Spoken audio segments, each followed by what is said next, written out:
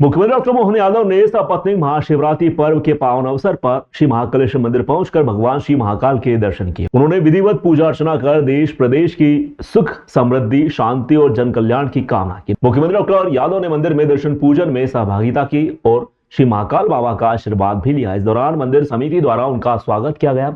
मुख्यमंत्री डॉक्टर यादव ने कहा कि महाशिवरात्रि केवल पर्व नहीं बल्कि आत्मशुद्धि और शिव तत्व से जुड़ने का अवसर है, जो समाज में सकारात्मक ऊर्जा का संचार करता है। मुख्यमंत्री डॉक्टर यादव ने देश प्रदेश वासियों को महाशिवरात्रि पर्व की शुभकामनाएं प्रेषित की।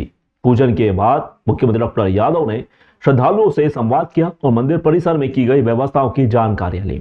इस अवसर पर विधायक अनिल जैन कालूहेड़ा, नगर निगम सभापति कलावती यादव, संजय अग्रवाल तथा बड़ी संख्या में श्रद्धालु मौजूद रहे।